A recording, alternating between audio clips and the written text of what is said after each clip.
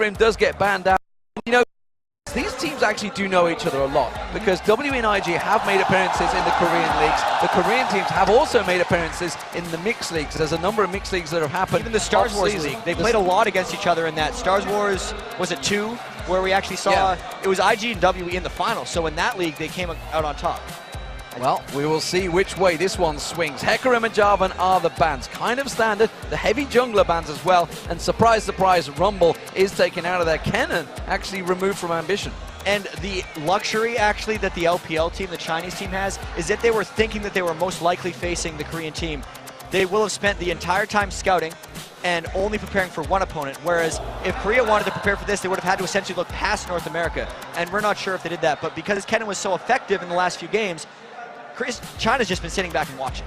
Well, Kha'Zix has been banned out. We did see PDD going pretty wild on Kha'Zix against the Garena All-Stars, and Rise is taken away from Shy, but it does mean that the 100% ban in Korea has pretty much got through untouched, and it looks like Twisted Fate may well get selected. That was actually a pretty big cheer considering it's not Messiah playing Twisted Fate if they end up going for this. They just love seeing him. Twisted Fate in the game. Sometimes it's a rare occurrence. I know in the OGN Champions League, he was 100% pick ban. He was not 100% pick ban in the LPL. It was much down towards 70 or so, which tells me that China has something ready to counter it because it's not 100% feared there. Well, we do see them getting locked in. There is PDD on your screens. It looks like Zach is going to be the champion of choice, along with Caitlyn. We saw Wei Zhao and Caitlyn against the Garena All-Stars, and it was pretty good. And both of these guys, Prey and Wei Zhao, have played ridiculously strong Caitlyn's in some of these games. The lane control that it's going to offer in this matchup, specifically if they want to get control, that is China, to be able to dive in is so important.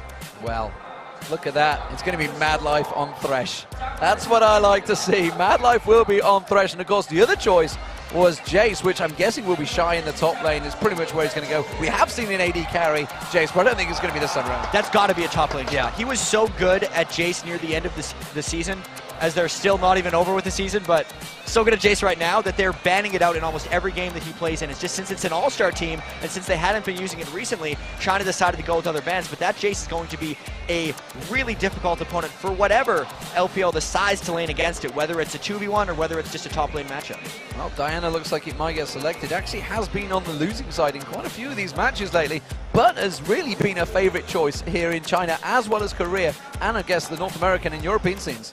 And specifically for China, it will really help them keep the enemy team together. They're going to try to combo in with Zach and Diana for these team fights to really just keep them. We saw that 3v5 5-man kill yesterday, and that was really in large part because Diana kept them there. So for the type of play that China likes to do, Diana really fits. It just, the low percentage was mainly because North America was playing it against the two teams in the finals. And that's a champion I like to see. It is Lee Sin getting locked in. Insect's like, yep, I'm in that one. Didn't get to play it against North America. He was ridiculous on it. No, he did get... He did. He played against Europe. Getting my games mixed up. That is awesome. It was. I mean, we saw the Q land. It was like zip, zip, zip. Just like kick Pete, poor Pete, straight into the turret. And like the waiting 5-man spider jumping on him. And he killed Diamondprox with it earlier. Yes, of course. So he's 3-0 actually on Lee Sin if we count the 1v1 game. That's a little harsh against Europe. I was talking about Lee Sin. Well, technically Lee Sin, but it is all against Europe. I mean, if you want to be harsh, you could say North America is the only team that didn't win a 1v1 or the tournament. Oh, that's kind of true. Yeah, that's a little harsh, but we do see actually the AD carry getting locked in, and it is Tristana. That's the champion we've not seen in a while, but we see Nocturne locked in as the jungler for China. And this is really awesome to me because when you pick a champion like Tristana, you're signaling, I want to be the late game hyper carry, especially when they're trying to combo with Jace, who also scales ridiculously well.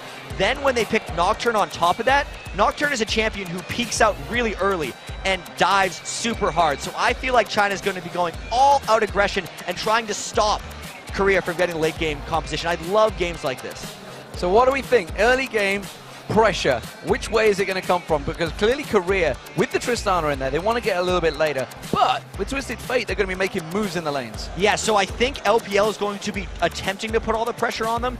They are the ones that have the initiative too, but it's going to be on Insect to try to stop that. What Korea's done with this team comp is they have a bunch of late game champions with the early game power of Lee Sin to try to negate that. And then when they hit 6, they're going to try to get through the mid game with Twisted Fate. So they have 2 stopgaps to try to stop China from coming through, and it's going to be about whether they can hold. And you've got that potential, of course, obviously with the paranoia now. Just saw Diana had selected teleport as well, so Messiah's going to have the teleport available, so they could all potentially clump onto one spot at the same time. And that's something they have to be very concerned about if it's the area of effect composition coming in from China. We see what happens when teams all clump up against them.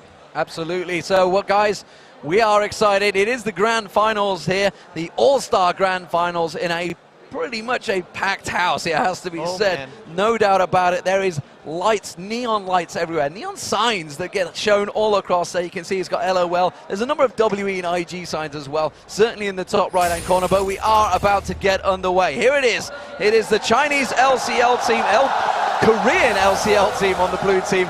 LCL and LPL, guys, I'm going to get confused. It's not going to get confusing, don't worry. Not at all, not at all. But it is the Korean LCL team, the League of Legends Champion League.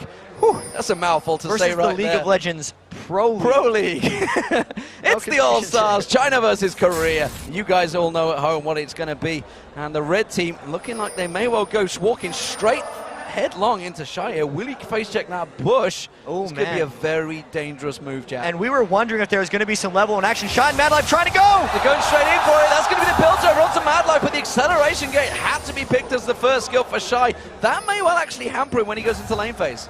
Only a little bit. I've seen so many Jaces start the game with the gate just for that level 1 positioning, and since he's ranged, he can quite easily play passively up until that level 2. But because China got the harass down on both Madlife and Shy, they're going to be able to take some positioning here in the blue buff.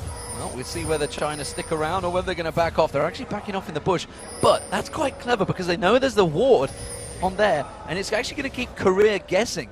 They've all gone back. And we talked about the Korean mind games that happened against North America just now. That was a great Chinese mind game right there, because now Korea's got to be extremely careful about where they go. On top of wards. We're looking at Imsec, and he's thinking, looked like he was thinking of going towards blue, but they've actually hung around, and are they going to check it? Look at it, they're still pinging it, they're still unsure, they still don't know whether to go in.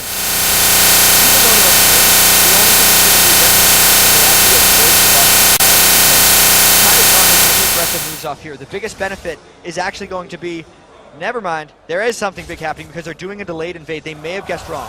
They've guessed wrong, and they're going to walk around the corner, and they've gone, oh, China are here. Hold on a minute, you guys are meant to be on our buff, and now it might well be a smite fight. Who's going to get it? It is going to be Insect. Can he get away? He gets the exhaust down, but Messiah's going to come around the backside.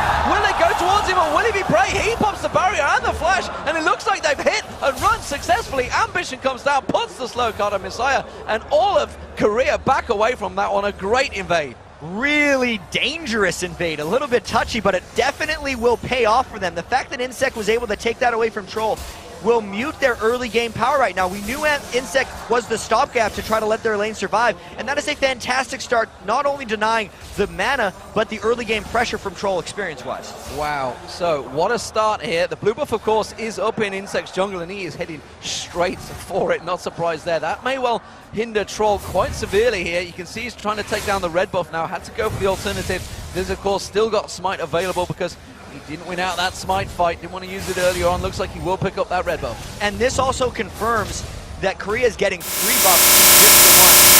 A lot of times when a team uses buff kills, you get 3, but because it's 1 for trading, it's a 1 for 0, not a 1 for 1 trade. And it does, of course, mean that actually the lanes didn't gain any advantage from this one. Shy maybe did because he was